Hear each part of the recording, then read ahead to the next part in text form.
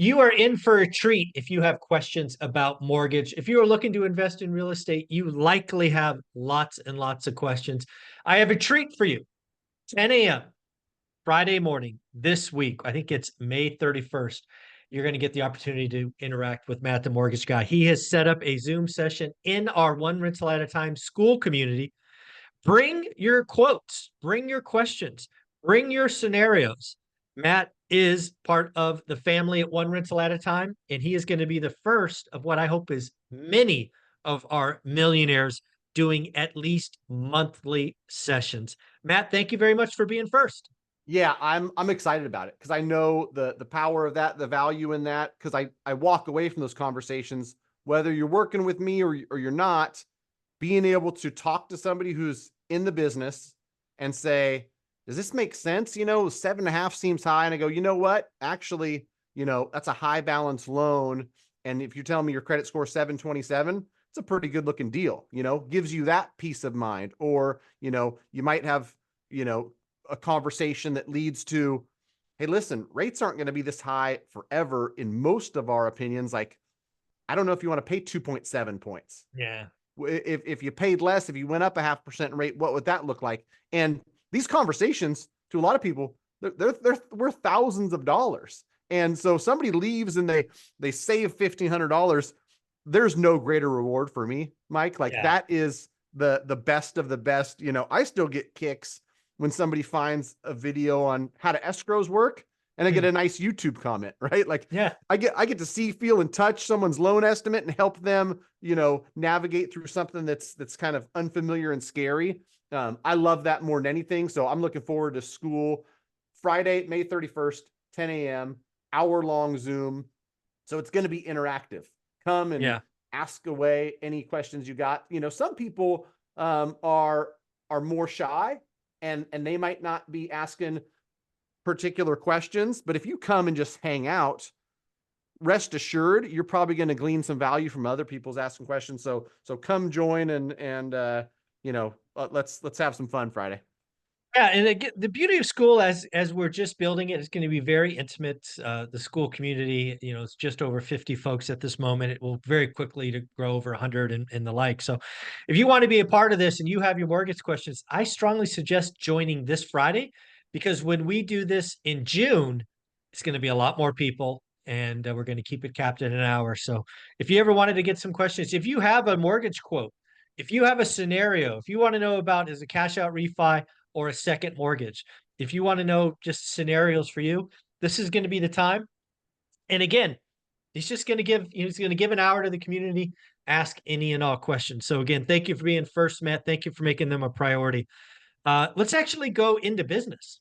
I heard a little birdie told me that last weekend, Memorial Day weekend, it was slow for a lot of people, but not clients of Matt the Mortgage Guy. It sounds like you had a bunch of offers go out this weekend. What happened? Yeah, I don't know if it was, Sacramento in particular, but Sacramento, San Leandro, surrounding. I had 6 or 7 offers go out. So I talked to a bunch of agents because I called list site agent. Hey, I'm just reaching out. Partner Sarah Moon submitted an offer on this property. And from the agents I talked to too, they said their open houses were busier than they expected. An agent who I talked to on Monday was like, I said, just got done with a barbecue. I'm cleaning up with my ear pods in. So had 50 family members over. But, still wanted to make sure I made that call to that agent. And she was like, yeah, I just, listed 3 properties and I've been fielding calls all day long.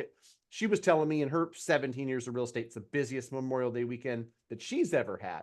And so I think in, every market behaves differently, but in some markets, there's a lot of movement and shaking going on. I think about the clients that I'm working with. Now's the time where they want to get into the new house because school starts for a lot of kids in August. And so Yeah. one of the ones that got into contract, the kid's an incoming freshman to a local school. They've been commuting. They want to get in. They want to get settled in his new school in August. Another one is a great family who I've known forever. And, if they're going to do any moving, now's the time, right? When kids are getting out of school and they've got a few months before it starts Yeah. back up in the fall. And so yeah, it's it's been busy. One thing I mentioned to you offline, and I wanted to just kind of bat around the discussion is, I think people, one, are over the fact that rates are higher, mortgage payments are higher. That's Mm, fully sunk in, and people are getting over it. But what I'm seeing more of is what, two of these three that got into contract are: money's coming from net proceeds of a sale, some money's coming from an investment account. People aren't super excited about a 7% rate. Whoops, camera died. yep, it's okay. I can hear you We still. still should be good audio wise, and that pretty You are. headshots up there. But people are, you know, borrowing less, Yeah. netting 350 over here, pulling 170 from this investment account. So I might be buying something for 700 grand. And if I borrowed 90% of that, that'd be a big mortgage payment. But if I put down a big chunk, I'm not worried about the rate because I'm only borrowing 125. Yeah, you know what's really funny? I read an article about the Silicon Valley, specifically properties in the Silicon Valley, the Bay Area, listed at 5 million and higher. So we're talking luxury, right? The median, let's call it 1.5. So we're talking 3x the median. $5 million homes are hot in the Bay Area. We're talking 80% are going over asking. You might be asking from around the country, how can that be? I just want to remind you that NVIDIA, all by itself, has added $1 trillion in equity in the last, I don't know, year, probably less. So there's a lot of people with stock money. That's the thing that people don't get. They talk about affordability being at an all-time low and this, that, and the other. They talk about the country being at like a 4.7 or something like that income to price. Where I live, it's 10, it's 12x. People need to realize that money is coming from somewhere, and it could be stocks, it could be portfolios. These folks that only look at income and price are missing the fact that a lot of people have built up wealth in other areas than income, right? Yeah, and I've got close proximity to the Bay Area, so I can tell you exactly what the conversations look like. These engineers and other folks that work for Meta and Google and others, it's all this money that is invested in the stock market, in an individual stock for a company they work for. They are dying to diversify. They want Yes, some of their money out. to be in real estate.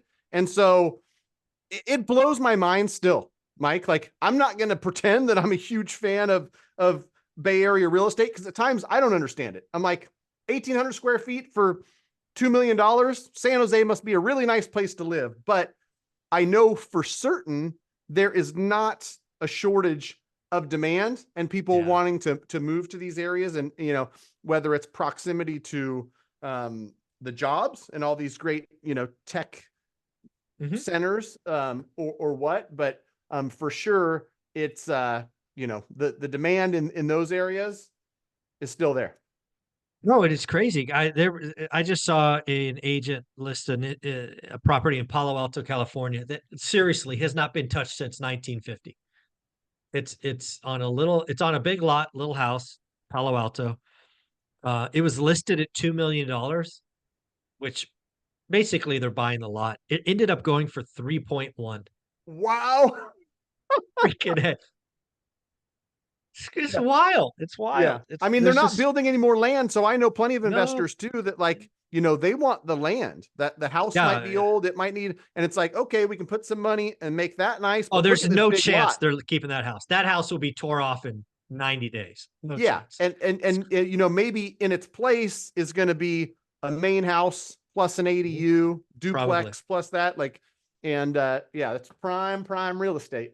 Yeah. The other thing I think that's going on that you brought up is I think the buyer, the consumer in this case, is getting used to rates being between 7 and 7.5.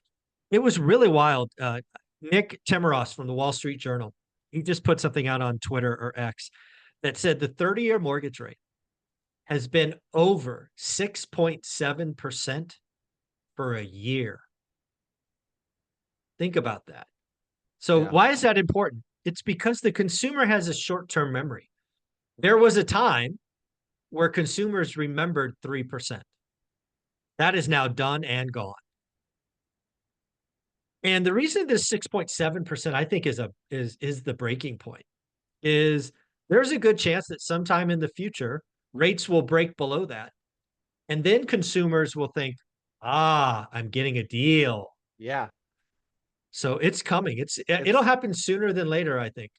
right. Yeah. And it's all relative, right? Like It's relative, a yeah. year from now, people are going to look at 6.25 and think that's the most amazing thing they've ever seen. If you Yeah. showed them that 2 years ago, They they laugh at you.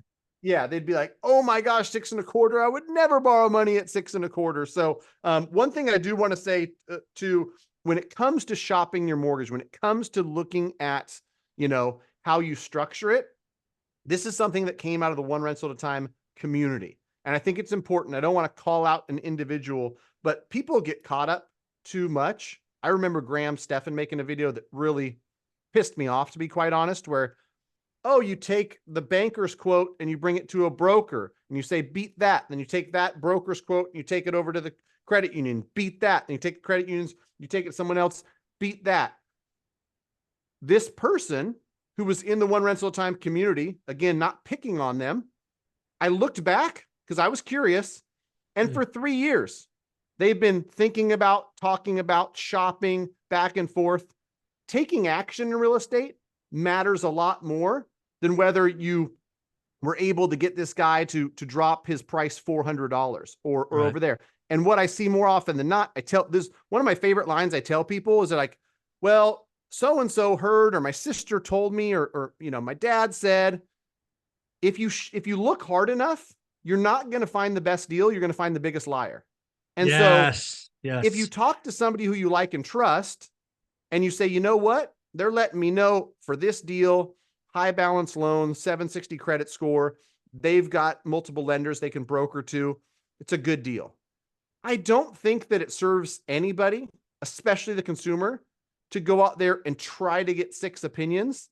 I Mm. promise more often than not, you leave more confused than you came, because I have those Oh, conversations with people. And sometimes I absolutely. just can't talk any sense into them. So, like, it won't hurt to say, I bank at Golden One. What can they offer? I talk Yeah. to a local mortgage broker who I like and trust. What can they offer? But when you get into this game of like, I'm going to shop far and wide until I find the best deal, you're going to find someone who can't close the deal on time, who lies to you because they don't care about repeat business, or some other scenario where like you don't want that as a client experience. I couldn't agree more.